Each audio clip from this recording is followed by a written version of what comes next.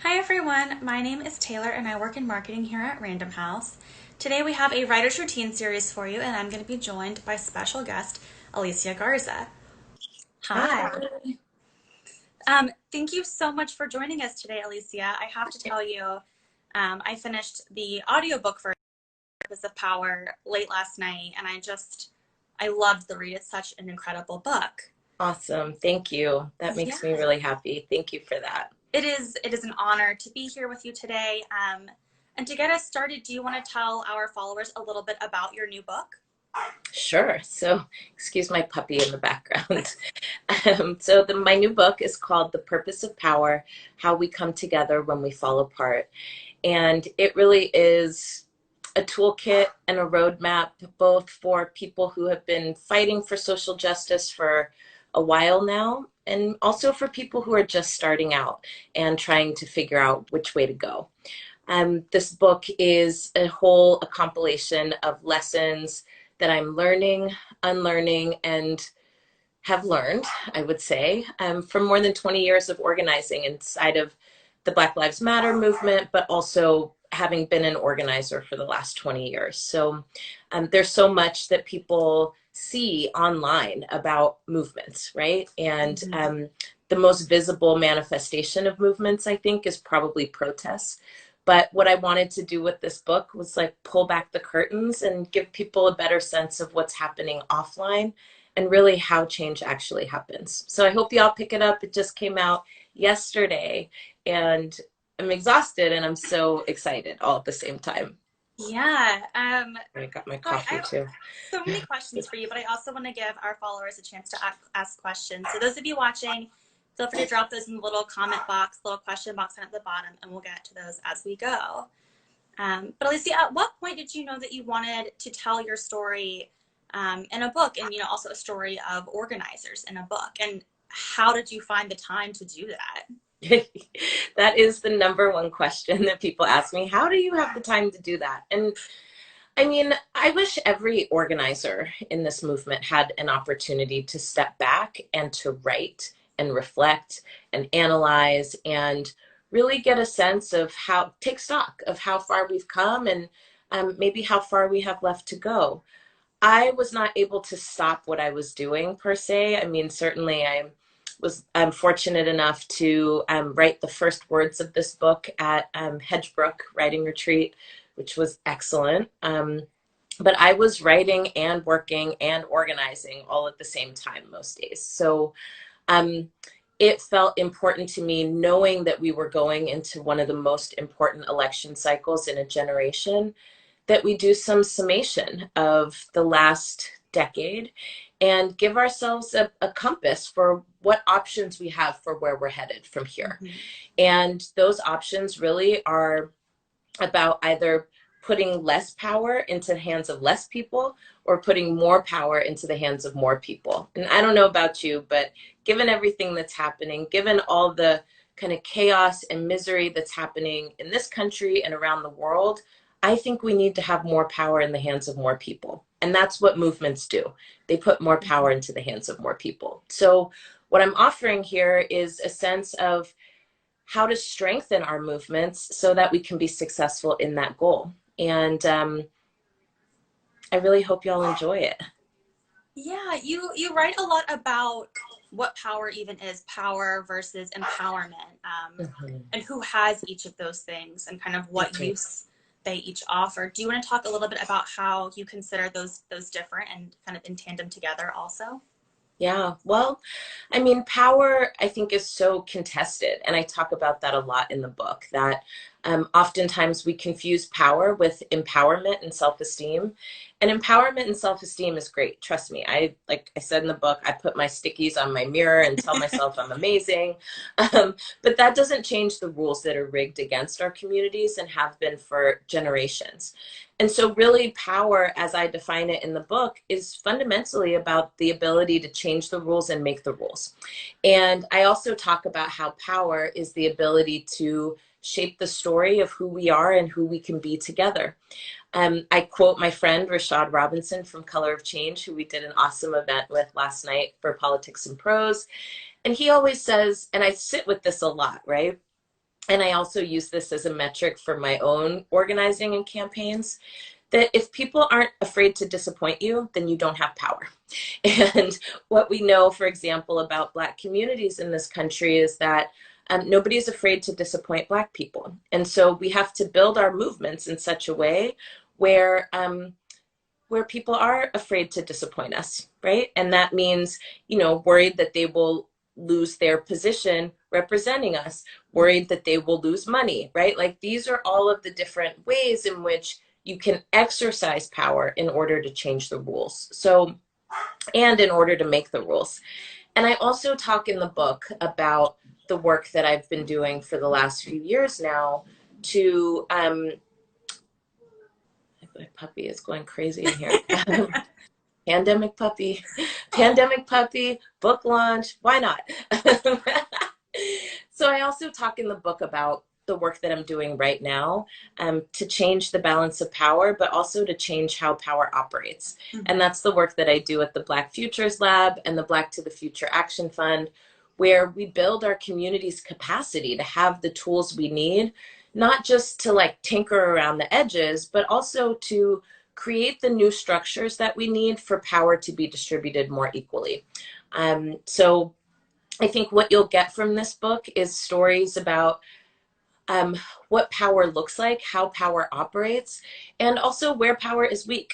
And I talk a lot about, this powerful movement that has shaped my life and your life and really all of our lives. But they are not invincible. And so I talk a little bit about some of our opportunities to build power and get more power into the hands of more people. Definitely. So for those of you who are just tuning in, this is Random House Live with Alicia Garza, whose new book, The Purpose of Power, just went on sale yesterday. Alicia, something that I was really struck by in your book was actually the structuring of it, which is sort of a technical question, but I thought it was really interesting how you broke the book up into 3 separate parts. Do you want to tell us a little bit about what those parts are and kind of why you structured the book in this way?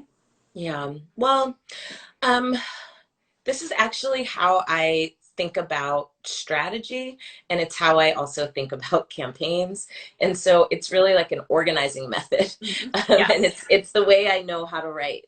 But I think that the first part of the book is really context. You get to know a little bit more about me and how I got here, how I started to get involved in organizing and activism. But I wanted to also tell the story of how the conservative movement has built power over time and how that shaped my life. And I didn't want to do it in like the academic-y way, like no shade to academics. I also, teach at universities and all that stuff.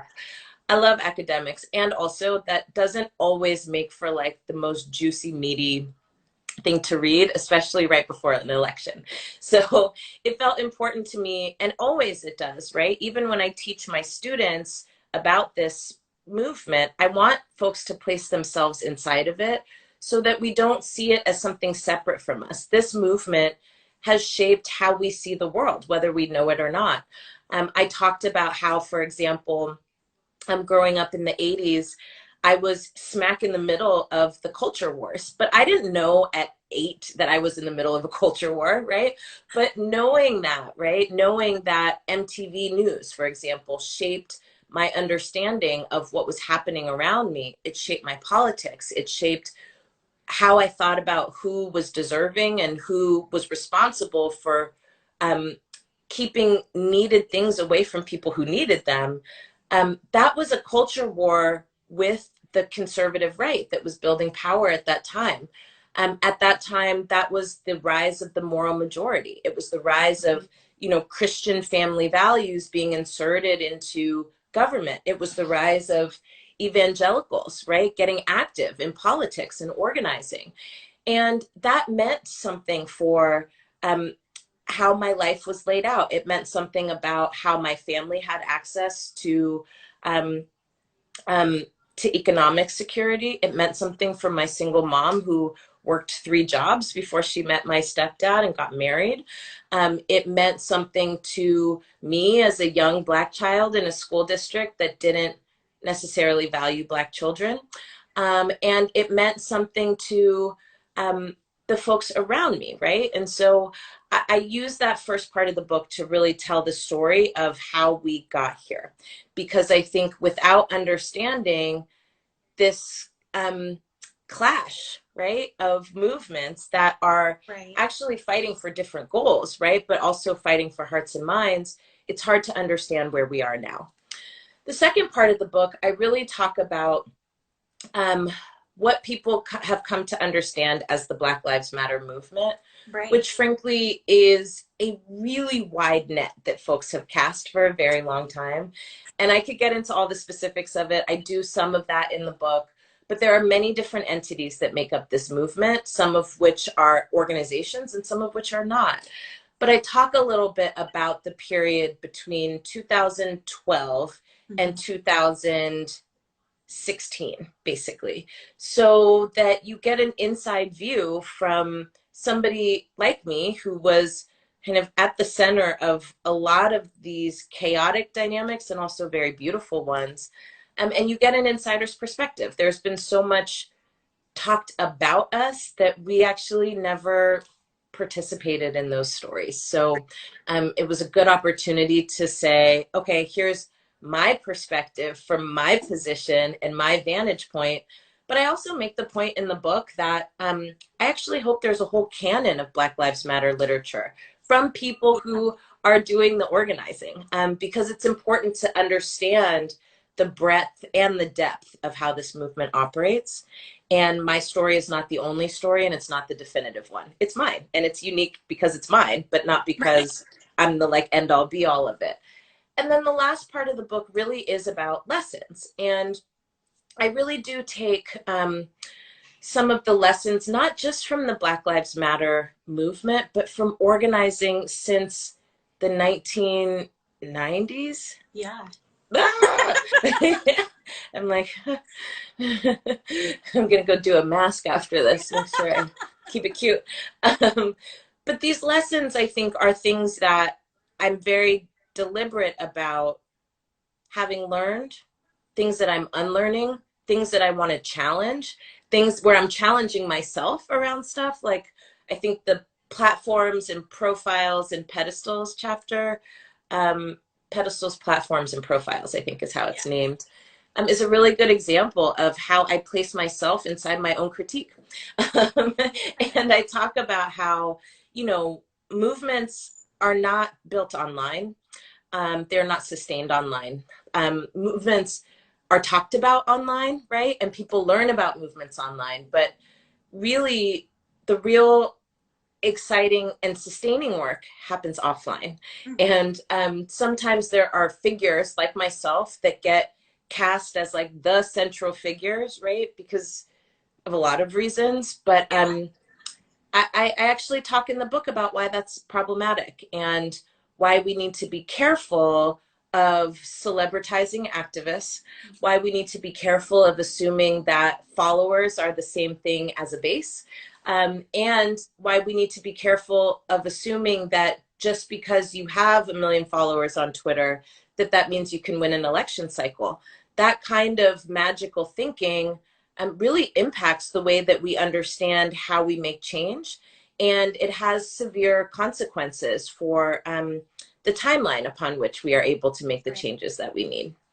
Yeah, I found that chapter, that section really very interesting. You know, and everything that you wrote about how movements are not started by hashtags, they're started by people was really, Right. I mean, it seems obvious, but isn't, and especially in this moment when we're all kind of stuck at home and the virtual platform might be all that we have available. That's right. So I really enjoyed that part of the book a lot. And we have so many great questions here, so I want to get to some of those so it's not just me talking.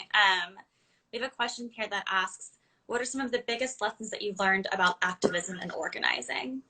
One of the biggest lessons I've learned, and I do talk a little bit about this in the book. In fact, I think I end the book here. I have had to learn how to fight cynicism as an organizer.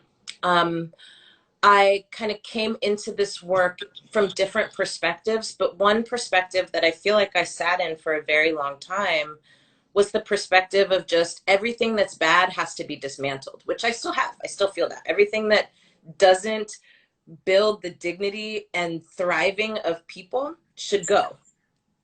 But I realized along the way that that wasn't enough for me. That actually I needed to really muster and summons a hope for and a deep belief that things can change and will change, and stick that inside of a vision to start actually parsing out, well, what does the new way look like? And so I would say that my biggest lesson has been, people are not moved by cynicism and despair. They're moved by hope and vision and clarity. And for me, I think one of my biggest lessons is, if I'm fighting for my vision, then I'm fighting for us to still be together in the way that we are, right? And so, yeah, that's what I would offer today. That's a really powerful sentiment, I think. We have another great question here that says, how have your views evolved and your approach to Black Lives Matters changed over the past couple of months? How my views, If they yeah, I mean, I'm going to say that what I love about this movement is that it's learning lessons in real time, and it's trying new things in real time. This year, for the first time, this movement introduced the Breathe Act, which is literally like this generation's version of the Civil Rights Act. That's huge. That was not possible 7 years ago, and people would not have been thinking about it like that. So I feel like the other part of why this isn't a BLM story is because the movement for Black lives and this movement and the Black Lives Matter, the story is still being written.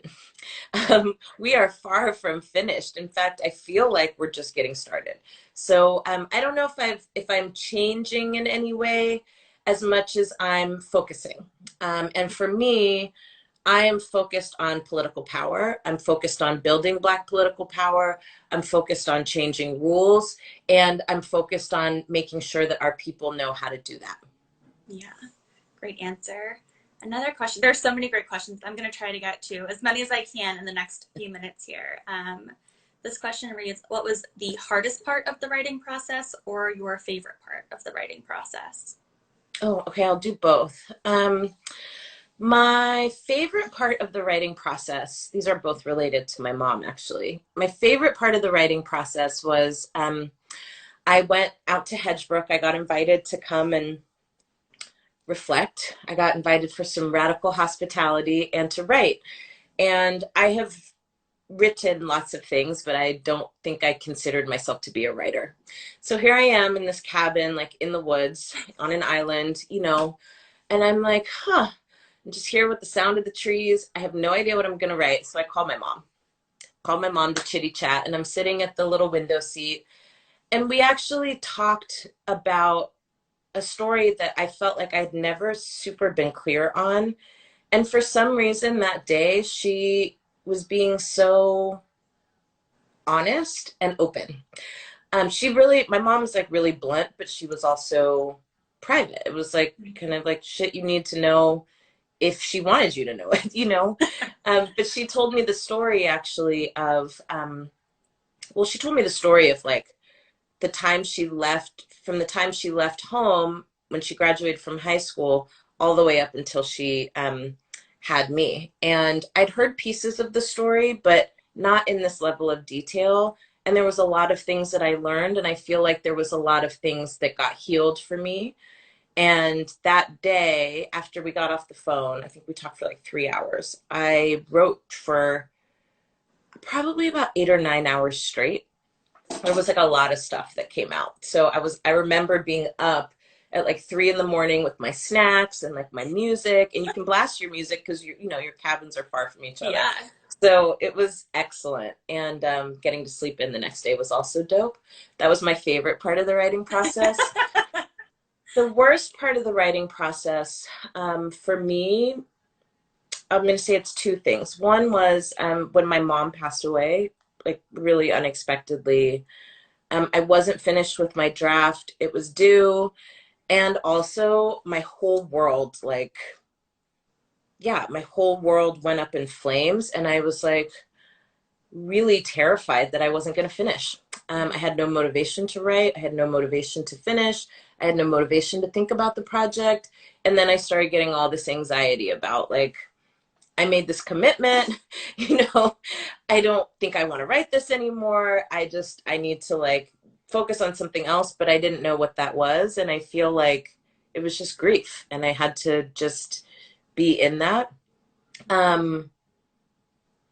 And it made writing hard.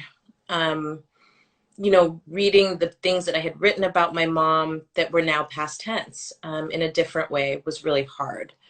And at the same time, it unlocked some stuff in me that I think had that not been there, the book would not be what it is. So it was the hardest part, but I don't know if it was like the worst part. Sure. It just was hard. Yeah. Well, I'm so sorry for your loss. I really did enjoy all the scenes about you and your mom and your relationship in the book. Thank you. And I'm so impressed by how you balanced the personal with the historical and the analytical in this book. And all this like seamless narrative fashion. It's incredible. How did you accomplish that? It's literally how I've learned to tell stories. And I was so honored when Kiesi Lehman said that he thought that this could be a new genre, right? Like, I was like, wow, that's a big deal coming from him. He's amazing. He's like my favorite writer. So it's the way that I think about things. So for me, it's like context, place yourself in it. And then it's like draw conclusions. And then it's like, okay, so what does that mean for what we're doing? What does that mean for what we need to do? This is how I think about my campaigns, my organizing. It's how I tell stories. I mean, you could ask my partner, they probably get sick of it because they're like asking me a very basic question. I'm like, well, to understand the answer to that, I got to take you way back. And then now I'm going to place us in this context. It's like, I just want to know where the muffin pan is, Yeah. But it's just how I tell stories. Well, the storytelling is amazing, and I thoroughly enjoyed it. I know that we're almost out of time, but I have one final question for you. Yeah. I listened to your virtual event with Chris Jackson earlier this year, and I love him so much. which feels like talk about that? months ago. It's crazy. But he asked you if you still feel hopeful for the future, and you said that you did. I'm wondering if that's still true, and how you're finding hope in the world as we're nearing this upcoming election. Oh yeah, I'm hopeful, and it's not a fake hope. Look, I say this in the book. Hope is not the absence of despair. I feel devastated, and I also feel hopeful at the same time. What I know is that this way of life is dying. It is no longer serving us, and that is becoming apparent to more and more people. And not only that, but the way I know when something is dying, it's like it functions kind of like a wounded animal, right? Like it strikes when you try to like give it care. This way of life is done. And so the question for us now is, how do we give hospice care to that which is dying away and that which needs to die away? And then how do we provide prenatal care to the things that we need to birth and the things that need to be born in order for us to live better together? And that place is where I spend most of my time. And so at the same time that I'm like devastated about the state of the world, I mean, this morning I was reading up all about the End SARS movement in Nigeria, and just like, I mean, these problems are not unique to the United States and the people who are being murdered right now for protesting, right? And that kind of anger fuels me into thinking about what else can we build instead. So that's what I'm sitting with most days. And that's where my spirit goes. It's like, okay, how do we change it? How do we fix it? And I also know as somebody who's been doing this work for a long time that some change is really fast and other change is really slow. And you never know which one is going to be which. So you always prepare for both. And so I'm preparing for both, knowing that the people who came before me also dealt with really terrible stuff, like really, really awful shit that people didn't think they were going to survive. And some people did not, but some people did. And so there is hope in them. And so, yes, I am still hopeful. Well, that was a beautiful answer, and your book gave me a huge sense of hope. I feel like I learned so much and am so inspired. And thank you so much for taking the time today. We really appreciate it. Thank you. Thank you for having me. Thank you for publishing my book, Random House. Yes. And Thank you also, it was awesome. Pick it up, y'all. It just came out yesterday, and I'm so honored and happy to share it with you. So let me know what you think. Thanks, Alicia. Bye. Thank you.